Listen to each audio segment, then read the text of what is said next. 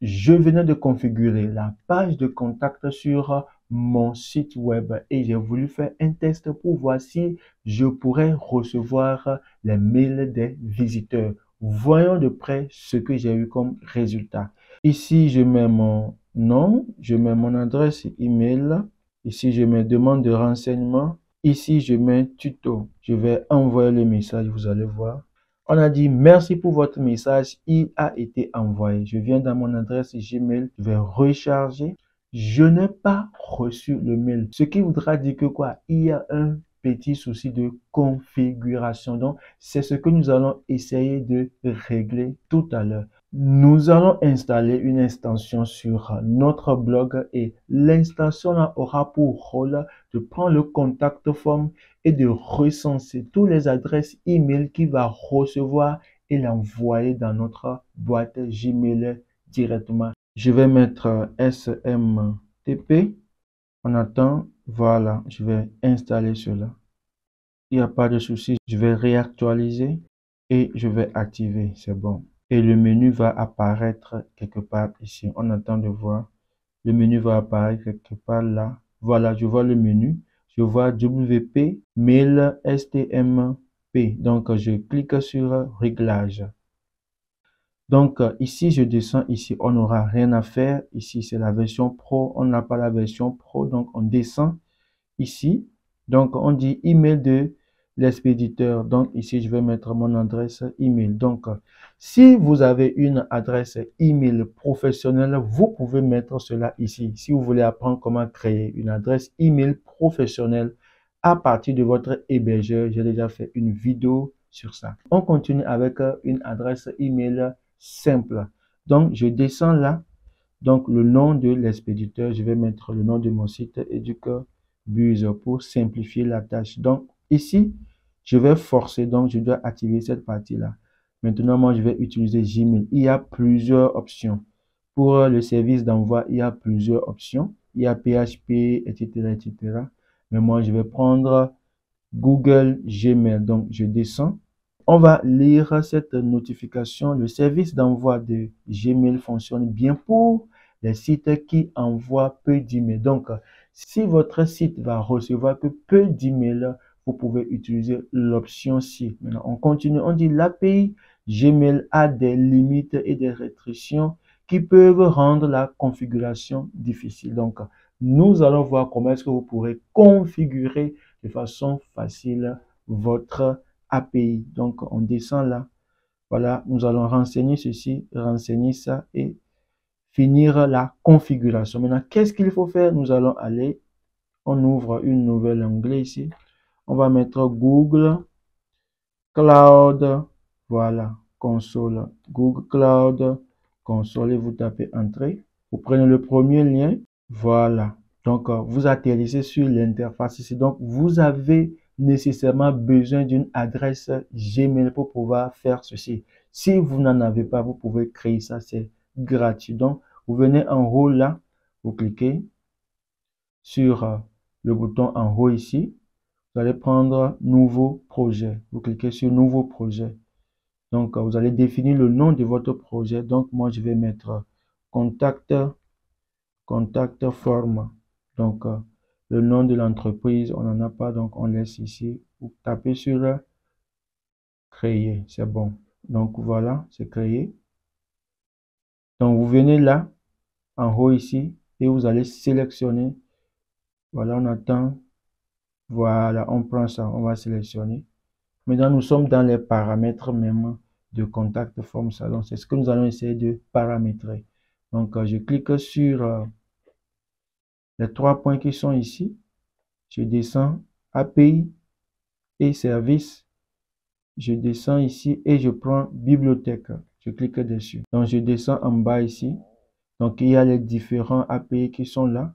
Donc, moi, je vais prendre Gmail API. Je sélectionne Gmail API. Et là, ce que je vais faire, c'est que je vais activer cela. Je vais activer. C'est déjà activé, mais ce n'est pas encore fini. On nous dit pour utiliser cette API, vous aurez peut-être besoin d'identifiants. Donc, nous allons créer l'identifiant dont il est question. Donc, créer des identifiants. Donc, on clique dessus. Voilà. Donc, on descend ici. Donc, on dit quelle API utilisez-vous. Donc, on prend le premier. Données utilisateur. On clique dessus et on prend suivant. Maintenant, information sur l'application. Nom de l'application. Donc, je vais mettre EducBuzz. Adresse email. Donc, je vais mettre mon adresse email là. Je descends, importer logo. On n'en a pas besoin. Coordonnées du développeur. Je mets mon adresse email. Voilà. Je prends ça et puis j'enregistre et je continue. Je descends ici. Je descends, je descends, je descends, je descends. Enregistrer et continuer.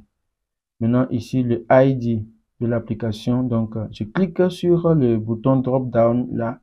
Et puis, je vais prendre le premier, application web. Je clique dessus et je descends. Ici, on nous demande le nom de l'application. Donc, je vais mettre EducBuzz. Je mets juste EducBuzz. On nous dit que le nom de l'application ici, ce nom ne sert qu'à identifier le client dans la console. Donc, je descends.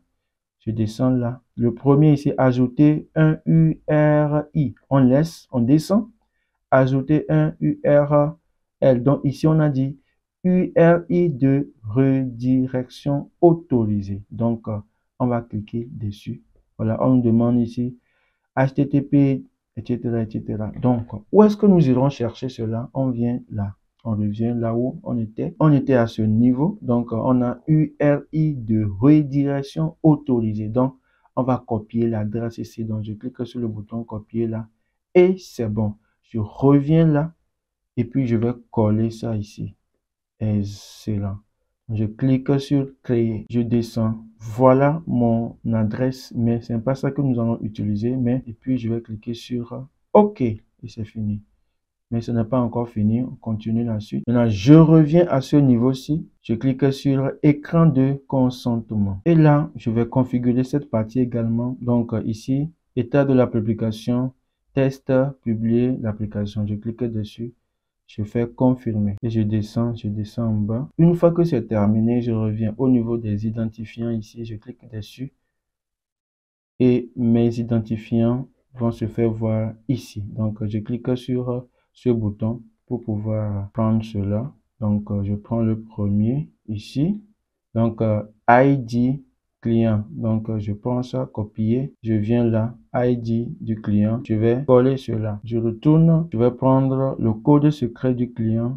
Je copie cela. Je reviens, code du client. Je mets ça ici. Et donc, je vais enregistrer, voilà les paramètres que je viens de renseigner. Et on me donnera la main pour pouvoir créer l'autorisation ou bien générer l'autorisation. Donc, je vais enregistrer ça. Une fois que c'est terminé, je descends en bas, en bas, en bas. Voilà, j'ai l'autorisation. Donc, on me dit autoriser l'extension à envoyer des emails en utilisant votre compte Google. Donc, je vais cliquer dessus. Je prends mon adresse email. Voilà, ce problème arrive la plupart des temps. Maintenant, qu'est-ce qu'il faut faire? Vous venez ici, paramètres avancés, vous cliquez dessus et vous descendez en bas, accéder à wp-mail-smtp.com. Donc, vous cliquez dessus. Eh bien, vous confirmez, continuez. On attend que ça se charge. Excellent. Vous avez correctement lié votre site à votre projet Google API. Vous pouvez maintenant envoyer des emails avec Gmail. Donc, nous allons faire un test pour voir si c'est réel. Donc, je descends en bas. Vous voyez que les paramètres sont bien cochés. Donc, on a bien relié. Si on veut se déconnecter, on appuie juste là et puis on va partir. Mais c'est pas ce que nous voulons faire. Donc, on vient de faire la grande partie du boulot. Donc, je viens là. Je viens à ce niveau-ci. Donc, je prends outils. On va faire un test. Mon adresse email ici vers laquelle je vais faire le test. Donc, je mets l'adresse email. Donc, vous mettez votre adresse. Ne le mettez pas pour moi parce que le message va venir chez moi. Donc, vous cliquez sur envoyer l'email. On attend, ça tourne. Voilà, succès. On me dit ici que l'email de test a bien été envoyé. Donc, voilà. Je viens dans mon adresse Gmail là. Donc, je vais rafraîchir la page. Et voici, l'email est arrivé. Voilà, je viens d'avoir l'adresse email. Je viens d'avoir le message, c'est bien mentionné là. Et donc, c'est bon. On va faire le test également ici. Je vais rafraîchir la page ici et faire encore un test là. Je vais mettre mon nom. Je mets adresse comme avant. Objet, demande de renseignement. Ici, je vais mettre tuto pour voir si ça marche. Je fais envoyer. On me dit encore que c'est bon, c'est envoyé. Je vais venir ici. Je vais rafraîchir la page. Eh bien, le message est parti. Demande de renseignement, corps du message tuto et puis c'est envoyé. Merci d'avoir suivi pas à pas la configuration de notre service d'envoi d'email. Si ces sujets t'intéressent, je te prie de t'abonner pour bénéficier des prochaines publications sur la chaîne. D'ici là, portez-vous bien et bye.